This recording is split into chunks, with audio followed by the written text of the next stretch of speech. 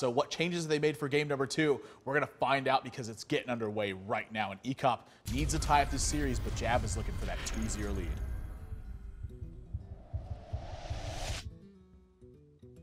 Looks like JAB's gonna actually try to give Ek0p a little of his own medicine, but we're getting a mirror match. And I think this honestly, the fact that JAB is playing Warlock here is a nod to the fact that he thought that Ek0p was going to go to Druid after that game 1. That's a mortal coil. We might be seeing, something like the Demon Lock deck. That's sort of what I would expect from JAB too. He's not going to be the guy to just get on the ground running, punch as much as he can and hope that you just die. He wants a little bit more control over his game, and he said it a lot during his interviews. He likes to play a mid-range style because it gives him the option to kind of go either way. Even though you don't go the full way with that, you don't need to be able to do everything. You just need to be able to do enough. Flame him just a little bit late here for JAB, but his hand's going to pan out pretty well this game, and then Ek0p's hand is looking fantastic for this one. I'll say it's looking pretty good. So Nerubian Egg, not a surprise to see it get Iron Beak owled, and I imagine JAB's going to kill this as well. Yeah, it's just such a threat sitting around on the board.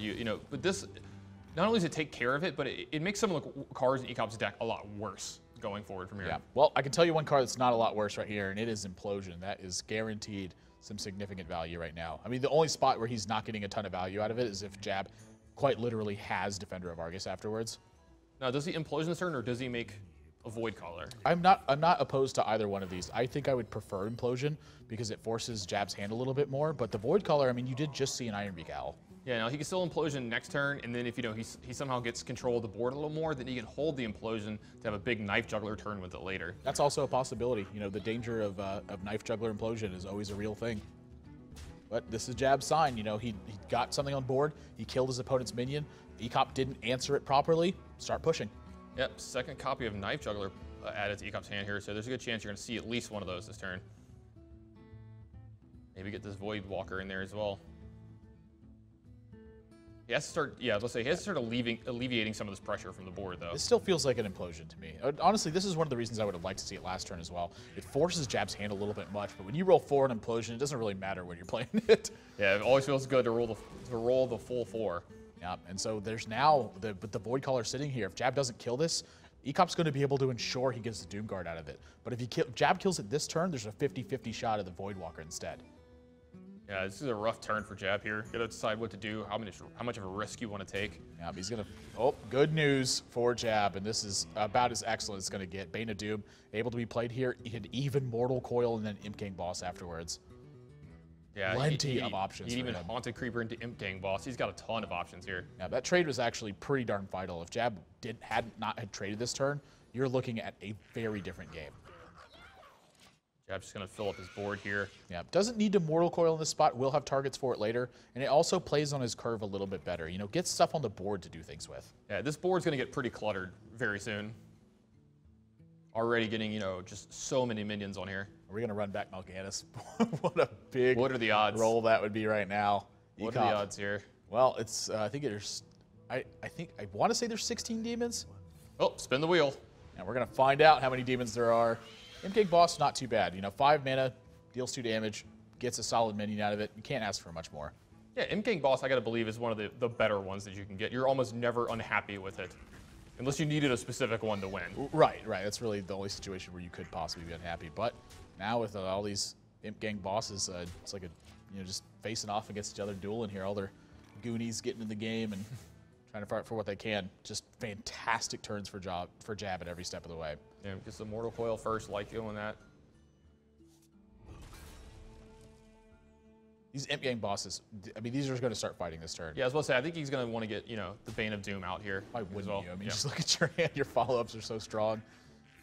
The Imps are going toe-to-toe right now. Not a big deal. Yeah, he wants to create enough board tension here that Ek0p has to feel and Blood Imp. Not the one you always want, but could be worse. Yeah, it's actually really not that bad on this board, considering that he's slightly ahead, and Ek0p doesn't have a fantastic way to deal with everything. Yeah, because everyone's going to be fighting for board control here right now, and then this Dr. Boom's going to come down next turn. This is so dangerous. Okay, so step number 1, I think, is Knife Juggler. Honestly, I think you have to sacrifice some of the juggles here, because I think the first thing you want to do is trade in both these Imps on the Imp Gang Bosses. Yeah, just Direwolf Alpha in the middle. Yeah, but I can't blame him for taking a risk here. I mean, he is falling behind. He may just need outright miracles to get this done. Well, it looks like we're going to throw a lot of knives. There's the first one. You'd rather it go upstairs than hit an M-Gang boss, that's for sure. Good shot, bad shot. What do you think about putting the other knife juggler to the right of the imps there? I think it'd be a slightly superior. I don't think it matters too terribly much. I think he's looking at his knife jugglers getting killed anyway. This is going to be a sweet turn for Jab with Direwolf Alpha if he wants to do that this turn. He can trade up on all of these imps. He for sure is playing Direwolf Alpha here. There's no question about that. You cannot get much of a better one. Wow, I am extremely surprised by this. It's hard to pass up on Dr. Boom. Oh, it certainly is, but man, losing all that value on the imps, gosh, it's tough. But Ek0p got his work cut out for him. Mal'Ganis showing up at pretty much the wrong time here. This is what he needed to draw on turn 9 instead.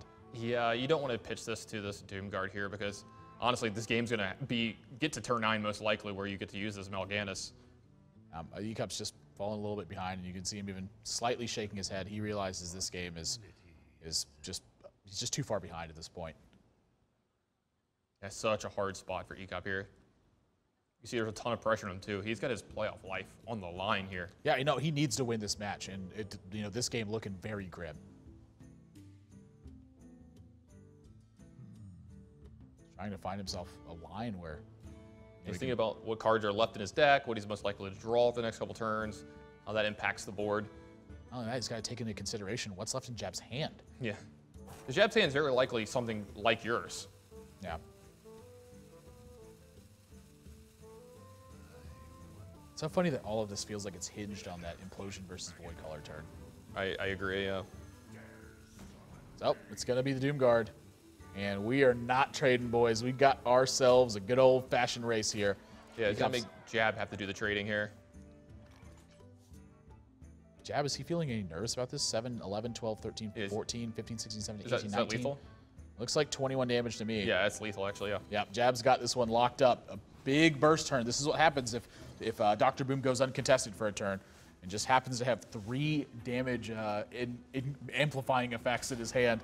It's just the last thing Ek0p wanted to see. So Jab taking a quick 2-0 lead here. He's even going to get the extra point here. I like it. Ek0p's got to be feeling a little bit nervous at this point. He's going to be feeling a lot nervous at this point. Down 0-2 here. You've got to believe, sitting in his shoes, that every loss that you take from here might be the last one that you can take this season.